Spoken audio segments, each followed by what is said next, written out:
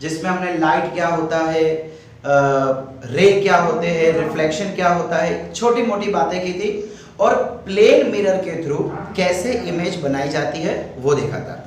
ठीक है, अगर आपको याद हो तो हमने एक पॉइंट ऑब्जेक्ट लिया था, एक मिरर लिया था और ये देखा था कि जितना दूर पॉइंट होता है, एक सोर्स होता है, उतना ही दूर उसकी इमेज भी होगी।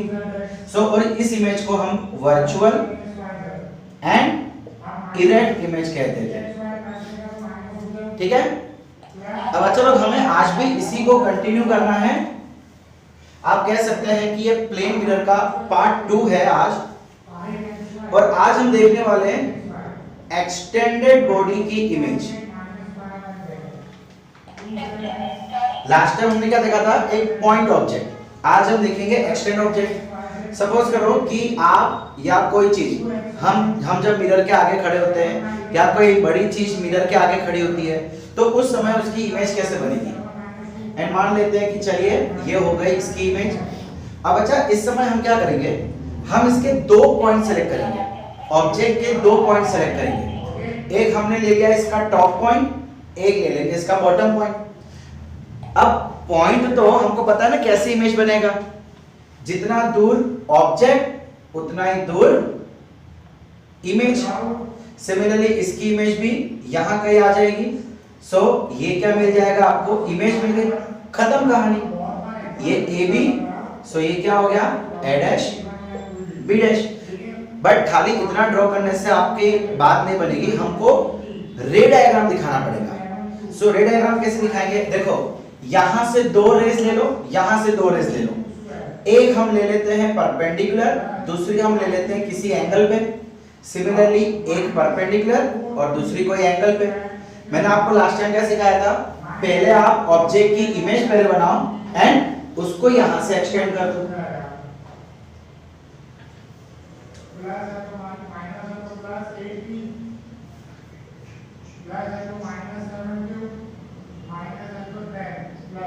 ठीक है, angle of incident is equal to angle of reflection, बस खत्म। ये हो गया आपका एक्सटेंडेड ऑब्जेक्ट का इमेज।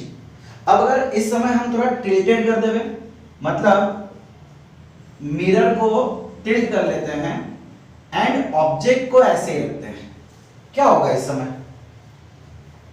ऑब्जेक्ट जो है एक्सटेंडेड पार्ट वो अभी भी ऐसा का ऐसा ही है, ए बी। बच्चों हमने एक चीज देखी थी कि जो इमेज है, line joining object and image is always perpendicular to the surface of mirror. हम क्या करेंगे, देखो यहां से एक परपेंडिकुलर लाइन इधर और यहां से एक परपेंडिकुलर लाइन इधर, मतलब ये आ जाएगी आपकी इमेज। अब डिस्टेंस देख लो, ये डिस्टेंस और ये डिस्टेंस, फिर ये डिस्टेंस एंड ये डिस्टेंस। ठीक है बच्चा लोग, ये आ गई आपकी image, A dash B dash. Object बना लिया, डिस्टेंस और परपेंडिकुलर की मदद से हमने इमेज बना ली। अब क्या करेंगे, 2 रेज ले लो, एक तो यही ले लो, कोई फर्क नहीं पड़ेगा, परपेंडिकुलर वाली। दूसरी कोई दूसरे एंगल पे ले लो, ये यहां पे चली गई, ये यहां पे चला गया। यहां पे रिफ्लेक्ट होगा ये, इसको इधर से ले लो, ये भी यहां से आके यूं जाएगा। देखो ये रे जा रही है, यहाँ पे भी आपको दिखा दे, ये जा रही है, ये वापस रिफ्लेक्ट हो रही है। सिमिलरली ये भी रेस जा रही है, यहाँ से रिफ्लेक्ट इधर कहीं जाएगी। ये आ गया आपका रे डायग्राम। तो ये हो गया आपका ऑब्जेक्ट, ये हो गई आपकी इमेज। बच्चा लोग कैसी भी कंडीशन दी जा सकती है। देखो आपको हो सकता है ऐसी 4 फिगर दे दी हो और बोला जा रहा हो कि इसमें से कौन सी फिगर राइट है। क्लियर, समझ आया बच्चा लोग। अब हम क्या करते हैं, अब दोनों को टिल्ट कर लेते हैं, दोनों को थोड़ा टिल्ट कर लेते हैं। ये मिरर हो गया एंड ये ऑब्जेक्ट हो गया। ये केस तो बहुत आसान हो गया, ए बी, ये डिस्टेंस, ये डिस्टेंस। और परपेंडिकुलर लाइन,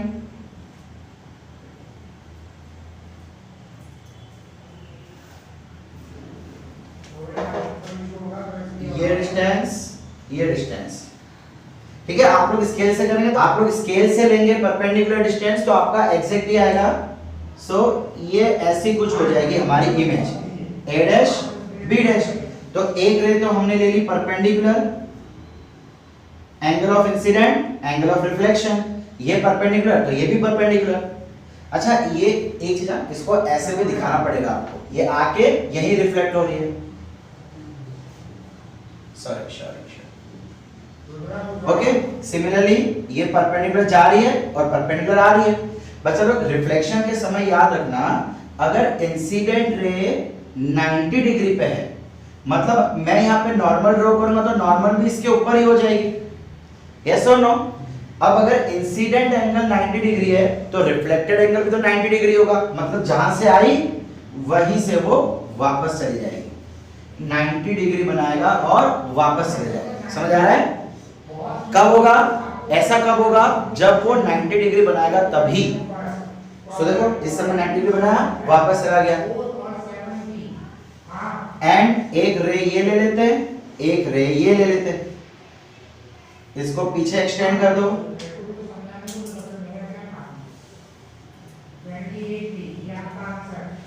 ओके बच्चा लोग, सो ये बन गई इसकी रे डायग्राम। सो जब भी आपको रे डायग्राम कहा जावे प्लेन मिरर के लिए, हम क्या करेंगे, पहले तो उसकी इमेज बनाएंगे। सबसे पहले उसकी इमेज बनाते समय दो चीज का ख्याल रखना है, एक तो लाइन जॉइनिंग परपेंडिकुलर होना चाहिए मिरर को, दूसरा दोनों का डिस्टेंस सेम होना चाहिए मिरर से।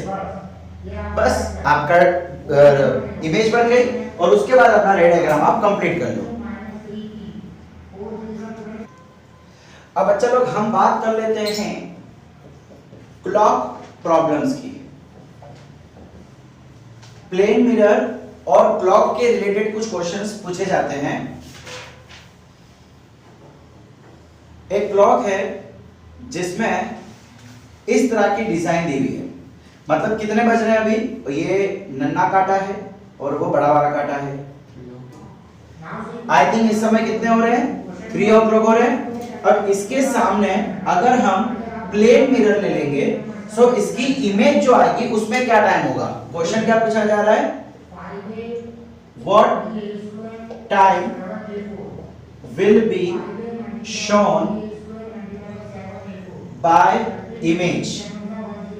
इमेज कौन सा टाइम दिखाएगी? तो हम क्या करेंगे, देखो पहले हम जितने भी पार्ट्स आ रहे हैं इसके अंदर जितनी भी चीजें आ रही है हर किसी की इमेज बनाओ। सबसे पहले सर्कल की बात करते हैं, तो बच्चा सर्कल की इमेज तो सर्कल ही होगी।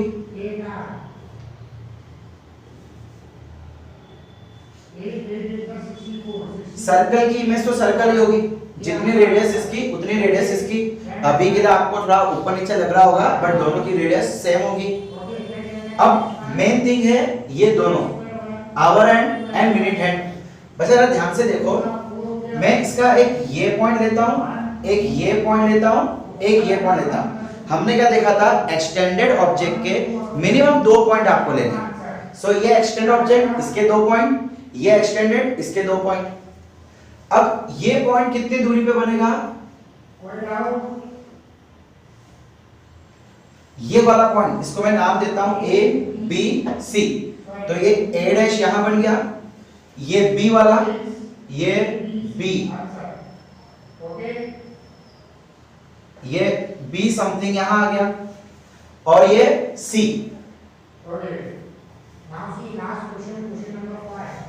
सी यहां आ गया। तो बच्चा ये चीज दिखाई देगी हमको। क्या टाइम हो रहा है इस समय, ये घड़ी क्या टाइम दिखा रही है, आई थिंक 9 बजे। यस और नो? सो ये आपका आंसर आ गया 9 o'clock। अब ये मत पूछना सर AM के PM, दोनों बार यही दिखाएगा। हाँ मुझे पता था कि हमारे पास ऐसे बच्चे हैं जो पूछेंगे सर AM के PM। ठीक है, अब बच्चा लोग कई बार क्या होता है ना, ऐसे घड़ी की डिजाइन नहीं दी जाएगी, आपको डायरेक्ट टाइम दिया जाएगा और कहा जाएगा कि अगर उसको हम मिरर के सामने रखें तो इमेज में क्या कितना बजेगा। एक शॉर्टकट ट्रिक मैं आपको बताता हूं, शॉर्ट ट्रिक। आपको क्या करना है, जो भी टाइम दिया हो, जो भी, चाहे ऐसे दिया हो चाहे सिर्फ टाइम दिया हो, घड़ी की फिगर ना दी हो, तो हम क्या करेंगे उसको, इसमें से जो भी टाइम को दे रखा है उसको माइनस कर देंगे। जैसे कि सपोज करो अगर हमको कोई क्वेश्चन में दिया हो कि 2:35 एंड सेकेंड्स 15, अब एक घड़ी है जिसमें ये टाइम हो रहा है, अब इसको अगर हम मिरर के सामने रखेंगे तो इमेज में क्या टाइम आएगा। अब अच्छा सीधी सी बात है, ये कोई डिजिटल घड़ी होगी, अब इस घड़ी को यहां रखने से थोड़ा मुश्किल है ना, या प्रैक्टिकली पॉसिबल नहीं। सो क्या करेंगे, सिंपल इसमें से इसको माइनस कर दो, 2:35:15 ऐसे बन लो। क्लियर। अब अच्छा अगला टॉपिक है प्लेन मिरर को लेके, फील्ड ऑफ व्यू। क्या होता है field of view? Field of view बहुत ही छोटा सा कॉन्सेप्ट है, लेकिन इसके ऊपर से क्वेश्चंस बहुत अच्छे अच्छे आते हैं। क्या है फील्ड ऑफ व्यू? सपोज करो बच्चा लोग कि मैं एक प्लेन मिरर ले लेता हूं। अब अगर मुझे सोच के बताना कि कोई भी ऑब्जेक्ट, एक ऑब्जेक्ट यहां पे है, एक ऑब्जेक्ट यहां पे है, एक ऑब्जेक्ट यहां पे है और एक ऑब्जेक्ट यहां पे है, 1 2 3 4, कौन कौन से ऑब्जेक्ट की इमेज मुझे मिरर के अंदर दिखाई देगी? कौन कौन से मिरर की इमेज, सॉरी कौन कौन से ऑब्जेक्ट की इमेज मुझे यहां दिखाई देगी? आई थिंक सभी दिखाई देगी। हाँ, अगर मैं यहां कोई ऑब्जेक्ट लेता हूं, ऑब्जेक्ट नंबर 5, तो इसकी इमेज मुझे यहां नहीं दिखाई देगी। इसका मतलब एक पर्टिकुलर एरिया होता है जिसको कोई भी मिरर कवर करता है। So the area covered by the plane mirror is called field of view। मतलब देखो, हो सकता है कि ये मिरर यहां से लेके यहां तक पूरे एरिया को कवर कर रहा है। सो इसके अंदर जो भी ऑब्जेक्ट आएगा सबकी इमेज मिरर के अंदर दिखाई देगी, लेकिन इस एरिया के बाहर अगर कोई ऑब्जेक्ट आएगा तो उसकी इमेज दिखाई देगी नहीं। So this area is called field of view. समझ आ रहा है? जैसे हमारी आंखें यहां से यहां देख सकती है, हमारे आंखों का फील्ड ऑफ व्यू 180 डिग्री होता है। आप बिना अपना फेस रोटेट किए सिर्फ आंखें रोटेट करो, सो आपको इस साइड का भी दिखेगा, ऐसे करते करते यहां तक भी। सो एक्चुअली हाँ, अगर मैं आई बॉल को मूव नहीं करता हूं, सो आप जरा ध्यान से ऑब्जर्व करना, अगर मैं आई बॉल को मूव नहीं करूं सो मैं इतना देख पा रहा हूं, कुछ एक ऐसा जा रहा होगा। सो ये जो चीज बन रहा है ना, ये फील्ड ऑफ व्यू है। अगर मैं आई बॉल को रोटेट ना करूं तो, अगर आई बॉल को रोटेट करूं तो पूरा 180 डिग्री हम लोग एक ही जगह पे टिक के रखे देख सकते हैं। क्लियर? अब इसी फील्ड ऑफ व्यू पे चलो कुछ क्वेश्चन देखते हैं। इसका सिर्फ आपको कॉन्सेप्ट समझना है, बाकी डेफिनेशन की कोई जरूरत नहीं है। कहां गया, चला जा।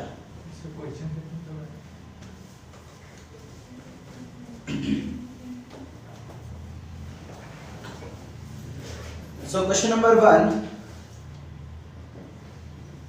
a boy of height h, a boy of height h is standing at d distance from plane mirror.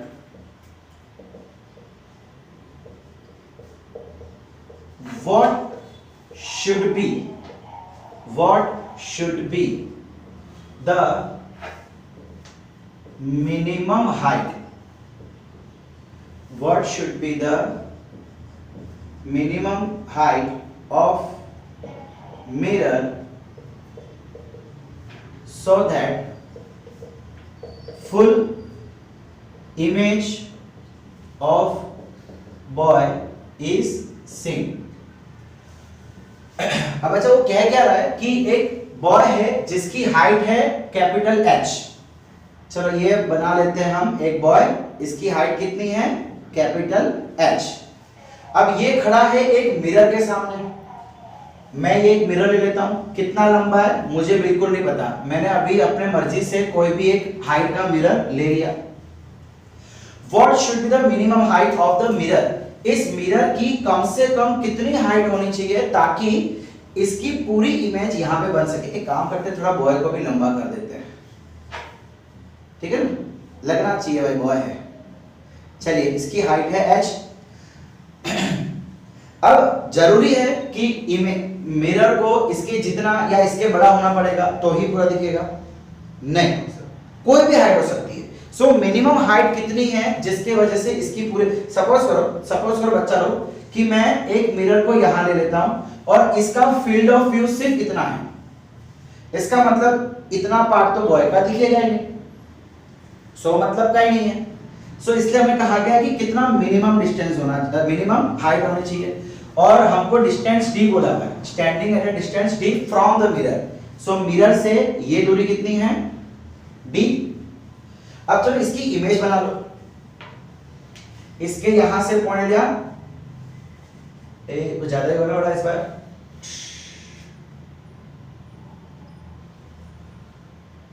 बेटा मैं एक अंदाजे से ले रहा हूं, मुझे नहीं पता आप लोग स्केल से बहुत अच्छे से ड्रॉ कर पाएंगे, और ये भी अंदाजा इधर पे ही होगा, ठीक है। हम इतने इसलिए लिखना टेस्ट पे। अब देखिए एक चीज हमको पता है कि जितना दूर ऑब्जेक्ट होता है उतना ही दूर इमेज होता है, मतलब ये डिस्टेंस भी कितना हो गया? d। इसको हम बोल देते हैं AB, इसको हम बोल देते हैं A' B'। अब क्या करें, इसका रे डायग्राम ड्रॉ करो। रे डायग्राम कैसे ड्रॉ करेंगे आप? बस चलो मैं क्या कर रहा हूं, एक रे यहां ले लेता हूं और ये बॉटम पॉइंट की एक रे यहां ले लेता हूं, और इसके सेंटर पे से ये जो हाइट है ना, इसके सेंटर पे से एक लाइन ड्रॉ कर रहा हूं यहां पे, ठीक है। अब मुझे क्या चाहिए बच्चा, देखो मुझे क्या चाहिए, मुझे ये टॉप की इमेज भी चाहिए, बॉटम की इमेज भी चाहिए। इसलिए मैंने क्या किया, दो रे, एक टॉप से और एक बॉटम से ले ली। हमको पूरी इमेज दिखानी, पूरी इमेज कब दिखेगी? जब टॉप और बॉटम दोनों दिखेगा, यस और नो? तो बॉटम से और टॉप से मैंने एक एक रे ले ली इधर। अब ये रिफ्लेक्ट होके यहां से निकलेगी, है ना, ये कुछ यहां से निकलेगी ऐसे, और ये कुछ यहां से ऐसे निकलेगी। अब क्या करें, एनी आइडिया? देखो बच्चा लोग, अब यहां पे मैं देख पा रहा हूं कि इसके दो टुकड़े हो रहे हैं। सो यहां पे मैं ले लेता हूं x और यहां पे मैं ले लेता हूं y। ये मैंने x ले लिया, ये मैंने y ले लिया, और इसकी इमेज जो बनेगी, ये डिस्टेंस मुझे ना एक्चुअली ये पहले काउंट करना है। अगर मैं ये और ये निकाल लेता हूं तो मेरा काम बन गया। एक चीज और, जितनी हाइट ऑब्जेक्ट की होती है उतनी हाइट इमेज की भी होती है। इसका मतलब इसकी हाइट भी कितनी होने वाली है? h। अब इसे निकालना है, कैसे निकालेंगे? अब अच्छा जरा ध्यान देना कि हम एक ऐसा एंगल ले रहे हैं जिसके वजह से ये यहां पे आके टच हो जाए, ठीक है। सिमिलरली ये ऐसे, मतलब देखिए दो ट्रायंगल बन रहे हैं, समझ आ रहा है आपको? हमने एक ऐसे एंगल पे इसको इंसिडेंट करवाया जिसके वजह से रिफ्लेक्टेड रे एग्जैक्टली इसके सेंटर पे आके मिल रही है। एंड मतलब एक्चुअली ऐसा होता है, जब आप मिनिमम हाइट लेते हैं ना मिरर की, तो उसके बॉटम से रिफ्लेक्टेड उसके मिड पॉइंट पे ही जाती है। टॉप और बॉटम से जो भी रिफ्लेक्टेड लाइट है वो उसके मिड पॉइंट पे ही जाती है। अच्छा, अब अच्छा जरा ध्यान से देखो, यहाँ पे आपको दो ट्रायंगल दिख रहे हैं, एक ये वाला और एक ये नीचे वाला। मैं इसको नेम दे दूं पहले तो, A B, इसको नाम देता हूं चलो मैं P, ये Q, ये R, और ये वाला पॉइंट S, ठीक है। मैं पहले ना ये ऊपर वाला ट्रायंगल ले रहा हूं,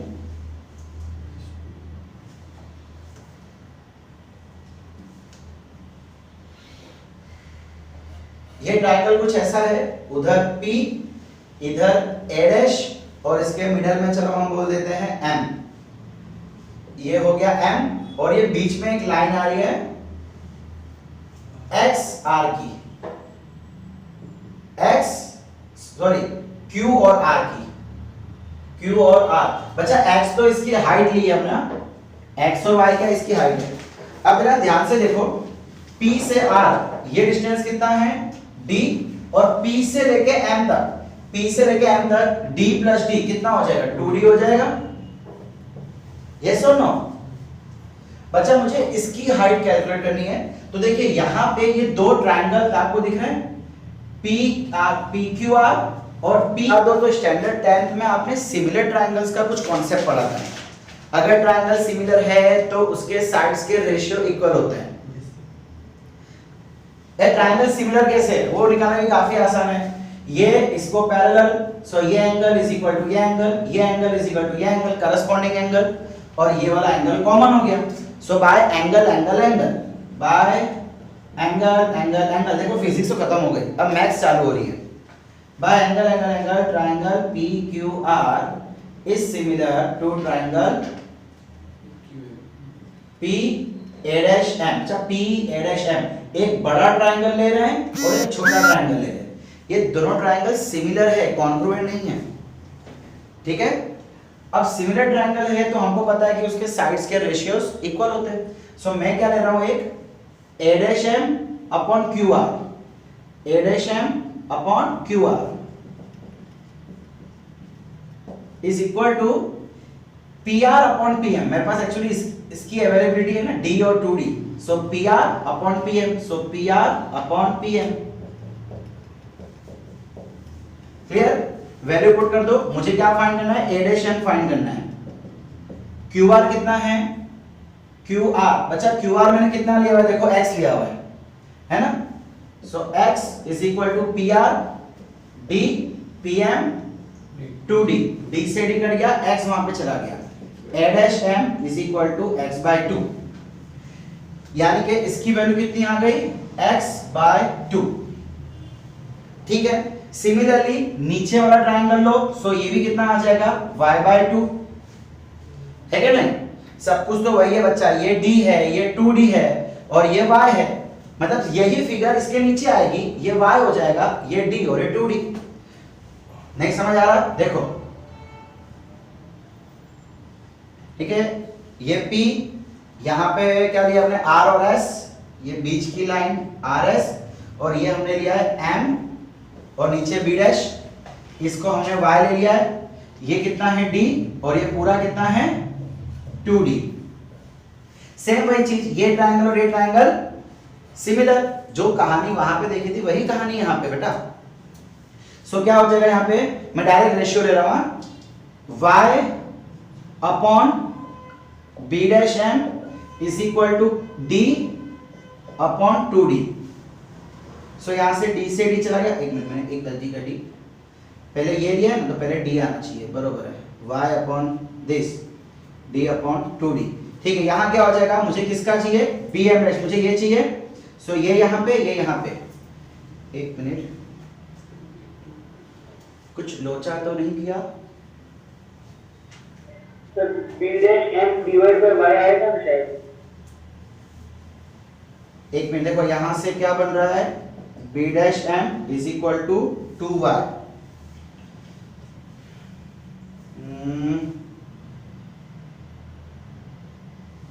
A dash M upon this, तो A dash M upon x, तो पहले, अच्छा पहले PM आना चाहिए, सॉरी, देखो ट्रायंगल सेम होने चाहिए ना, पहले हमने इसको ऊपर रखा था, सो इसको भी PM डैश को ऊपर रखना पड़ेगा, so this upon x, PM है 2D, ये है D, D से D cut, so A dash M भी कितना आ जाएगा, 2x, तो it will be 2x and it will be twice of y। बच्चा यहाँ पे क्या गलती हुई थी, हमने A डैश M को ऊपर रखा था ना, सो PM भी ऊपर आएगा, 10th में था बेटा ये फॉर्मूलास। तो अब जरा ध्यान से देखो, ये 2x प्लस 2y क्या हो जाएगा, क्या मैं ऐसा बोल सकता हूं 2x plus 2y is equal to h, because जितनी हाइट ऑब्जेक्ट की होती है उतनी ही हाइट इमेज की भी होनी चाहिए, एंड ऑब्जेक्ट की हाइट आपको क्वेश्चन में दे रखी है h, और ये हो गई इमेज की हाइट, इमेज की हाइट कितनी है 2x प्लस 2y, इन दोनों को ऐड करके कंपलसरी h होना चाहिए, यस और नो। अब यहां से 2 कॉमन निकालो, so x plus y is equal to h, 2 को नीचे डाल दो, so x plus y is equal to h by 2। ये आ गया आपका आंसर। क्यों बच्चा, मिरर की हाइट कितनी है, देखो x प्लस वाई, मिरर की टोटल हाइट कितनी हो गई x प्लस वाई, सो वही तो हमको चाहिए। So the minimum height of the mirror should be h by 2। आपकी जितनी हाइट है उससे आधी हाइट का कम से कम मिरर होना चाहिए अगर आपको अपनी पूरी बॉडी इमेज देखनी हो तो। समझ आया बच्चा लोग? सो नेक्स्ट क्वेश्चन है, a boy is standing in the Midway of mirror and wall. आपको क्या कहा जा रहा है कि एक मिरर है और उसके सामने एक दीवार है, दीवार की कितनी हाइट बोली है हमको h, wall of height h, उसके बीच में एक आदमी खड़ा है, उस आदमी की हाइट हमको नहीं दी हुई है। अब क्या कहा जा रहा है, what should be the minimum height of mirror so that a complete image of wall is seen. आपको पूरी दीवार, देखो इस आदमी को ये पूरी दीवार दिखानी है, सो इसकी हाइट कम से कम कितनी होनी चाहिए। तो बच्चे लोग सबसे पहले हम क्या करते हैं, जितने हाइट का ये वॉल है उतने की हाइट की हम एक मिरर ले लेते हैं। हमने क्या किया, जितने हाइट का ये वॉल है उतने हाइट की ये मिरर ले लिया एंड उतने ही हाइट की एक इसकी इमेज ले लेंगे। अब देखो हमको बोला जा रहा है the boy is in the midway, boy बीच में खड़ा है। चलो तो इसका डिस्टेंस हम ले लेते हैं 2d, सो ये हो गया d और ये हो गया d, बोलो सही है। हमने वॉल और मिरर के बीच का डिस्टेंस कितना ले लिया 2d। अब ये आदमी बीच में खड़ा है, सो आदमी से इसका डिस्टेंस हो जाएगा d और आदमी से वॉल का डिस्टेंस हो जाएगा d। अब हम सिर्फ इसकी इमेज पे अभी फोकस कर रहे हैं, वॉल की इमेज पे। सो बच्चा वॉल की इमेज यहां के बनेगी, जितना ये डिस्टेंस उतना ही ये डिस्टेंस, ये कितना हो जाएगा a डैश b डैश, ये भी a और b। अब अच्छा इसकी हाइट कितनी हो जाएगी, ऑब्वियसली h, सीधी सी बात है ना, अगर ये ऑब्जेक्ट h हाइट का है तो इमेज भी h हाइट का होगा। अच्छा अब मुझे क्या चाहिए, हमारे रिक्वायरमेंट क्या है कि यहां से इसके टॉप से एक इंसिडेंट ले लो, इसके बॉटम से एक इंसिडेंट ले लो। अब ये कहां जाना चाहिए, इस पर्सन के आंख में। बच्चा पहले जो हमने पॉइंट लिया था ना, आप कह सकते हैं कि वो पर्सन की आंख है। हमको इमेज कब दिखाई देगी, जब रिफ्लेक्टेड लाइट हमारी आंखों में जाएगी, सीधी सी बात है। सो जब तक रिफ्लेक्टेड लाइट इसकी आंखों में जाएगी नहीं, इसको दिखाई देगा नहीं। हम ये मान लेते हैं कि चलो ये रिफ्लेक्ट होके इधर आ रही है इसके आंख पे।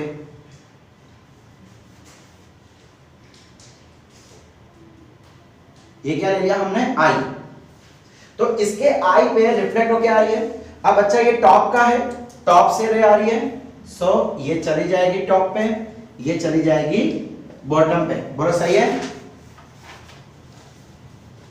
क्या नहीं। अच्छा अब जरा ध्यान से देखो, मुझे कितने मिरर की जरूरत है, इतने मिरर की, तो बाकी का मिरर मैं हटा देता हूं, बिकॉज बाकी का मिरर तो हमारे काम का ही नहीं है। हमको इमेज कौन सा दे रहा है, मिरर का इतना सा पार्ट, ठीक है। अब मैं क्या कर रहा हूं बच्चा लोग, इसके आई से मैं स्ट्रेट लाइन यहां ले लेता हूं, इसको बोल देता हूं x, इसको बोल देता हूं y। ये इक्वल हो भी सकता है, नहीं भी हो सकता है, ऐसा जरूरी नहीं है कि x और y इक्वल हो, ऐसा बिल्कुल जरूरी नहीं है। हमने इसके आई से एक पॉइंट इधर, एक लाइन इधर ले ली, वापस पहले जैसी कहानी आ गई। इसको नाम दे दो, चलो p q r s, सही, ये तो दिया हुआ है ना, sorry very sorry. p q ये a डैश दे रखा है, r b दे रखा है, s t। अब इस ट्रायंगल को मैं यहां बना लेता हूं, ये जो ऊपर वाला ट्रायंगल है ना, ऊपर वाला, इसको मैं यहां बना लेता हूं।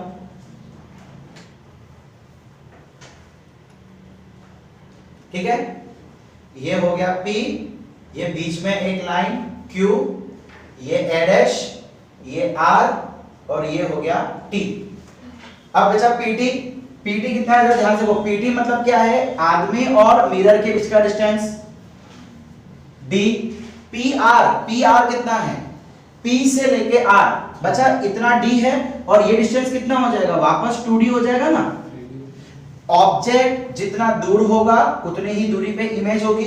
वॉल कितनी दूरी पे है, 2d पे, सो इमेज कितना हो जाएगा 2d, मतलब यहां से लेके यहां तक कितना हो गया 2d। और ये qt ये हमने कितना लेके रखा है x, so this will be x। वापस ये ट्रायंगल और पूरा ट्रायंगल सिमिलर, सो यहां से रेशियो क्या हो जाएगा a dash r upon qt।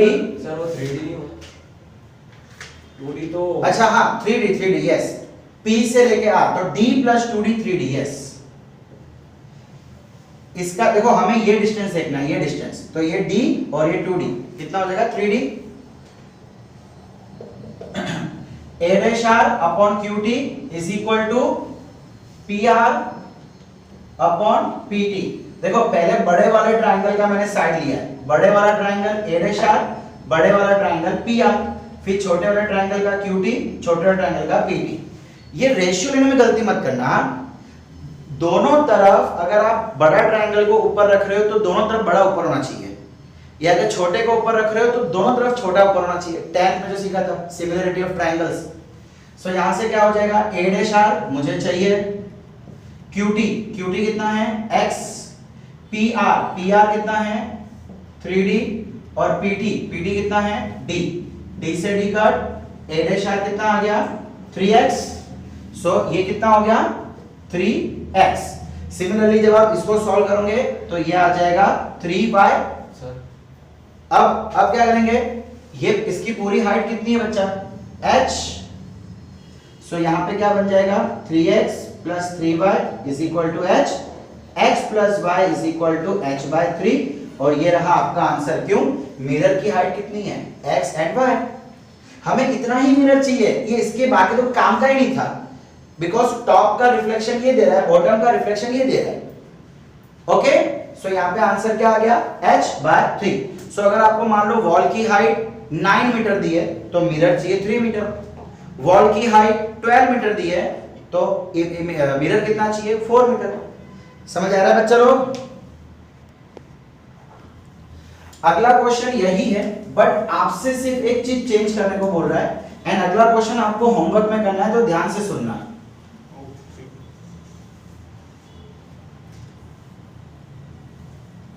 एक काम तो पूरा मिटा देता हूं ताकि अच्छे से समझ आवे। चलिए क्वेश्चन क्या कह रहा है, a boy is standing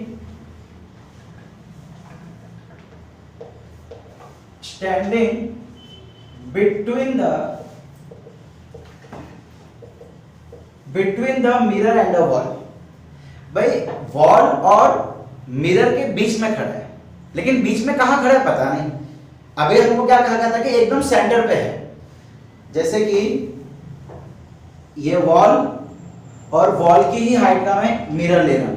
initially याद रखना हमें क्या करना है, आप जितनी हाइट की वॉल लेंगे उतनी ही हाइट का स्टार्टिंग में मिरर लेना है और उतनी ही हाइट की आपको इमेज बनाई देगी। ठीक है, अब एक आदमी खड़ा है, पहले क्या था कि इन दोनों के बीच में था, इन दोनों का डिस्टेंस हमने 2d लिया था पहले, और इसके बीच में कहीं खड़ा था। अब ये कहीं भी खड़ा है, रैंडम चलो बोल देते इधर खड़ा है, साफ साफ दिख रहा है कि ये डिस्टेंस सेम नहीं है। अब इसमें क्या करना है आपको, सेम यही क्वेश्चन है कि मिनिमम हाइट ऑफ मिरर चाहिए ताकि पूरी दीवार देख सके।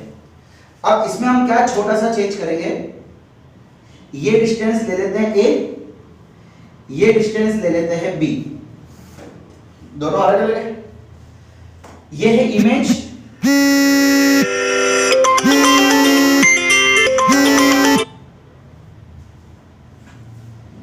a b, और यहां पे ले लेते हैं ये a डैश b डैश। अब अच्छा था, ध्यान से मुझे सोच के बताना, ये इमेज मिरर से कितना दूर होगी। पूरी 2b, ये ऑब्जेक्ट है, ये इमेज है, ये a प्लस b दूर है ना।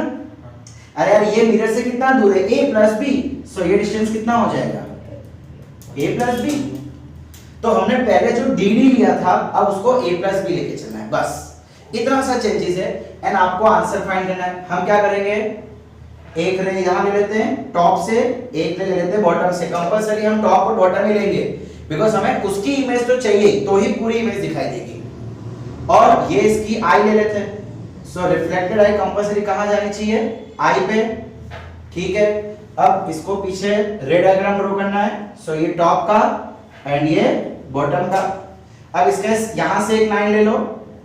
ऑब्वियसली बच्चा ये मिड पॉइंट होगा नहीं होगा कुछ नहीं पता, सेम कहानी लेनी है। एक्स ले लो, वाई ले लो, नाम दे दो, इसको ढूंढो, इसको ढूंढो। तो अब जो आंसर है ना वो आपका a प्लस बी के टर्म्स में आएगा। ठीक है, और यहां से यहां तक देखो, हमने जब ट्रायंगल देखा था सो ये वाली साइड देखी थी, सो यहां हो जाएगा a प्लस 2b। यस और नो? Yes sir.